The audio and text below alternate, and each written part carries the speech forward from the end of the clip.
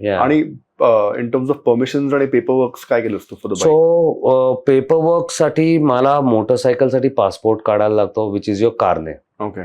So कारने WIAA मुंबईला आहे. त्याला तिकडे जाऊन तुम्हाला आधी पहिले तुमचे सगळे बाईकचे डिटेल्स पाठवायला लागतात. बाईक किंवा कार तुम्ही काय घेऊन जातायत त्याच्यावरती. इश्यू फक्त येतो की तुमच्याकडे बाईक किंवा कारवरती लोन असेल ना, तर ते खूप जास्त पैसे घेतात तुमच्याकडून, कारण त्यांना असं जनरल कन्सेन्सस वाटतं की बाबा ही लोक परत येणार नाहीयेत, की बँकेला डुबवतील और व्हॉट एव्हर टू देवर.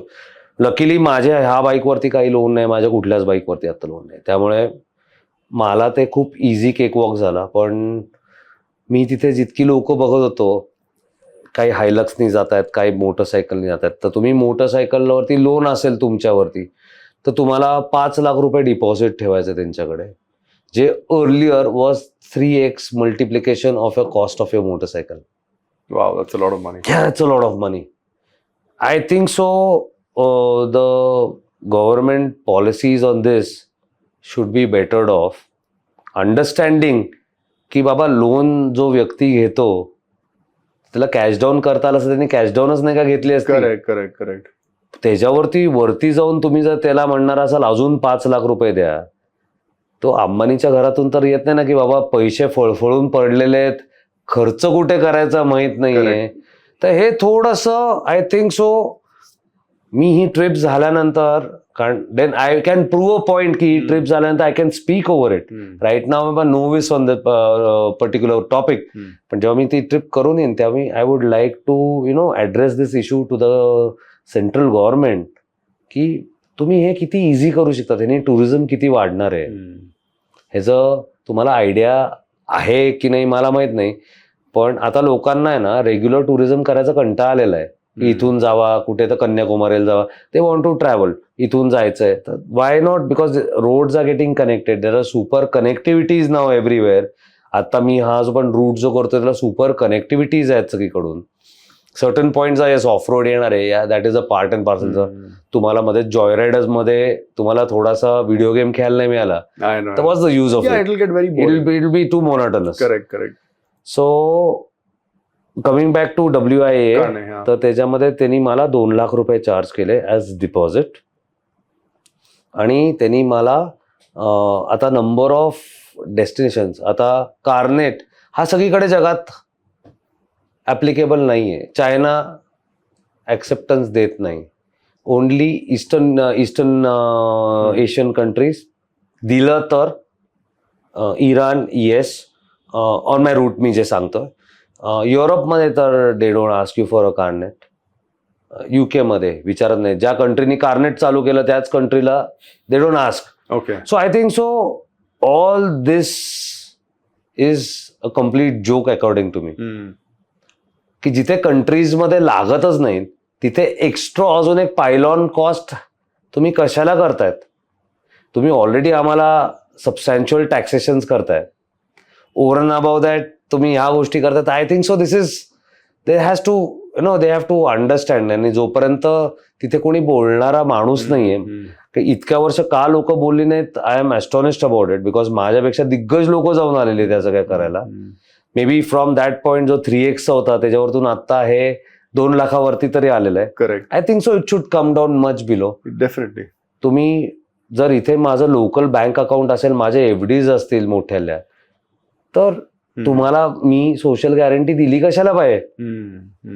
मी तिकडे सेटल व्हायला चाललेलोच नाहीये. एक्झॅक्टली. हे त्यांना थोडंसं डिफरन्सिएशन करता आलं पाहिजे. And there are better ways to go there and settle. Now, why would you Yes, want to exactly. settle? आता मला US मध्ये जाऊन राहायचंय तर मी गोल्डन व्हिसा घेऊन जाईन ना तिकडे. मला जायचंच असेल तर, किंवा मला युरोपमध्ये सेटल व्हायचं, मी गोल्डन व्हिसा घेऊन जाईन. मी ह्या अशा चातुरमातुर गोष्टी करणारच नाही. आणि see I can tell you about myself but I cannot tell you. So हे जनता आपली खूप मोठी आहे, त्यामुळे maybe that is a reason त्यांना थोडासा हा फुटफॉल येत असेल. करेक्ट.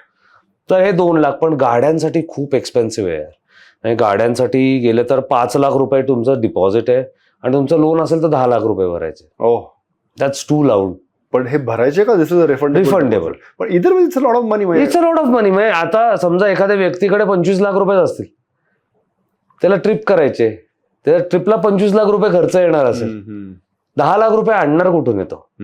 मग त्यांनी ट्रिप करायची नाही का? म्हणजे that is what somewhere down the line they are missing on the point. So one carnet that you make, it works for all the countries that you're going to. Yes, any country I am going to. Okay. All right. Anywhere in the world. Okay. So कार्नेचा अर्थ please understand करा. Carnet has nothing to do with stamping everywhere. Stamping जिथे आहे तिथेच Carney करायचं. कारण मी ह्याच्या आधीच्या लोकांना ज्यांना विचारलेलं आहे की त्यांनी काय काय कंट्रीज जिथे कार्ने देत नव्हते स्टॅम्पिंग करून, त्यांनी ते भांडले तिकडे आणि त्यांना 2 दिवस डिटेन करून ठेवलेलं होतं. सो गाईज, जे कोण जिथे त्यांनी दिलं तर उत्तम आहे, नाहीये कारणे तुम्हाला फक्त इंडिया एक्झिटचा तुमचा स्टॅम्प व्यवस्थित लागतो आणि तुम्ही कुठल्या कंट्रीज मधून जात आहेत. तुम्ही पाकिस्तान मधून जात नाही आहेत ना, कारण आपल्याला काय काय कंट्रीज या नॉट अलाउड आहेत आणि दॅट इज कॉन्स्टिट्यूशन मध्येच लिहिलेलं आहे की आपल्याला we are not allowed to go step in those countries. Correct. त्या कंट्रीज मध्ये तुम्ही जात नाही आहेत ना, हे फक्त चेक करतात. Okay. You are not doing anything illegal on it. Okay. So जातानाचा स्टॅम्प खूप इम्पॉर्टंट असतो आणि येताना जेव्हा नवाशिवा पोर्ट किंवा कुठल्याही पोर्टला तुम्ही जिथे, मी आता शिप करतो माझी मोटरसायकल, काही लोक ड्राईव्ह करत येतात, तर तुम्ही कुठल्याही बॉर्डरवरतून जिथून एक्झिट होतात तो स्टॅम्प परफेक्ट आहे की नाही तुमचा, Okay. हे चेक करतात तुमचं. तू कुठे शिप करतोस? सो मी माझी शिप करतोय UK वरतून नवाशिवा पोर्टला. Okay.